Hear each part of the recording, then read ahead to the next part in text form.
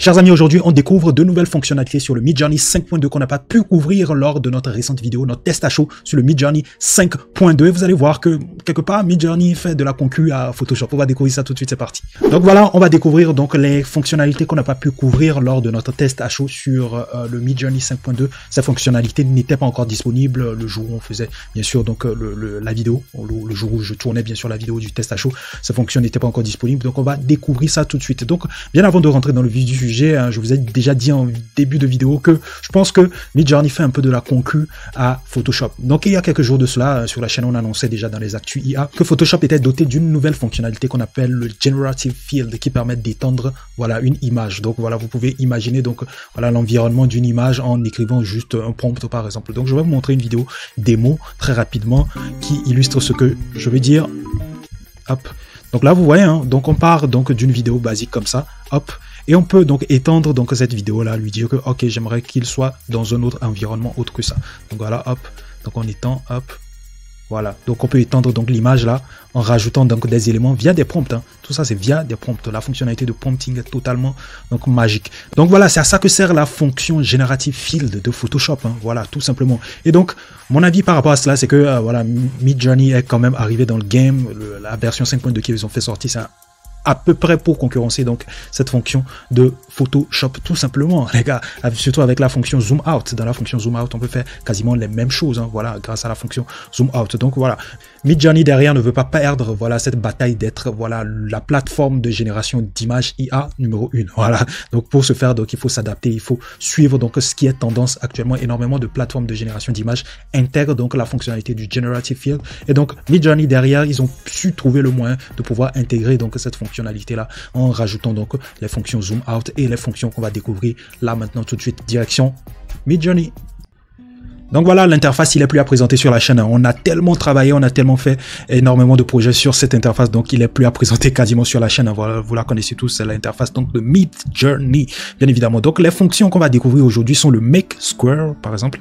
Là, vous voyez le Make Square. Vous voyez aussi ces petites fléchettes là qu'on n'a pas su tester, qu'on n'a pas pu tester au fait lors de notre test à chaud parce que tout simplement ces fonctions n'étaient pas encore présentes donc sur l'interface. Donc là, c'est présent, donc on va pouvoir tester cela. Et si on a un peu de temps, on va retester donc voilà les autres fonctions, le Very Strong, le Very Subtle, et puis voilà le Zoom Out 2 times, le Zoom Out 1.5 times, et puis le Custom Zoom qu'on a déjà eu à tester. Bon, si on a le temps, bien évidemment. Donc très rapidement, on va se chercher un prompt, hein, on va pas se casser la tête pour réfléchir sur un prompt à écrire. On va juste prendre un prompt existant. Donc, je vais prendre le prompt de ce gars en train de faire donc un podcast. Voilà, hop, c'est sur ça qu'on va travailler aujourd'hui. Donc on va faire Imagine, bien évidemment, hop. Et puis on vient coller le prompt là et puis c'est parti. Donc voilà, imaginez l'image, hein, la qualité il est toujours au rendez-vous, hein, je l'ouvre dans le navigateur, hop, la qualité il est toujours au rendez-vous avec Midjourney. Donc voilà, hop, de superbes images là, voilà d'un podcaster, c'est parfait, c'est parfait, c'est parfait. Retourne sur Midjourney là, hop, donc on va upscaler, on va essayer d'upscaler une image. Donc on va upscaler l'image 4, cette image là, hop, j'upscale la 4 et j'attends qu'elle génère tout ça, hop. Donc voilà, c'est parfait. Donc on a cette image là qui est générée et ça c'est super cool.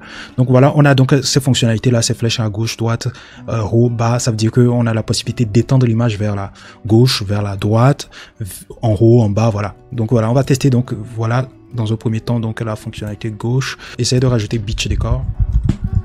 Beach Decor. Hop. Et donc voilà, je garde les mêmes paramètres. Hop, j'aimerais avoir un décor de plage, peut-être dans le studio. Donc on va essayer de voir donc ce qui va nous générer tout simplement. Donc hop, donc on attend qu'il nous génère tout ça.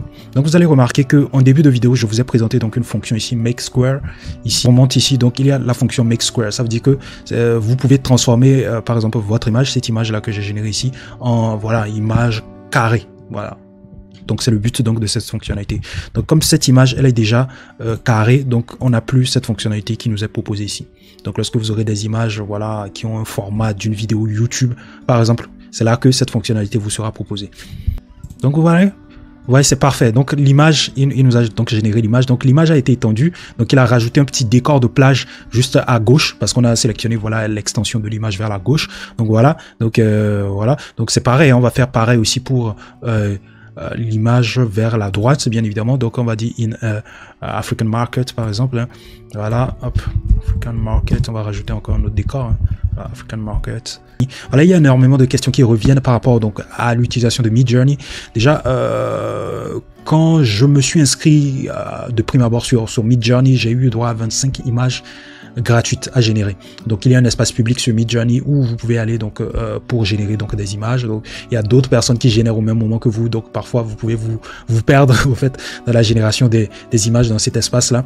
Mais là où vous serez un peu plus à l'aise, c'est lorsque vous allez vous abonner. Donc là j'ai un abonnement Midjourney, donc vous avez donc cet abonnement et vous avez votre espace personnel par ricochet derrière qui vous permettra donc de générer autant d'images que vous voulez. Donc c'est un abonnement mensuel, hein, voilà, donc vous vous abonnez mensuellement et là vous êtes libre. Voilà, vous êtes libre parce que une fois que le quota des 25 images est épuisé, vous êtes forcément obligé de vous abonner, à moins que vous avez une astuce pour pouvoir donc outrepasser donc ces 25 images gratuites à générer sur Midjourney. Je sais pas si vous avez cette astuce, dites-le moi en commentaire. Voilà, c'est parfait.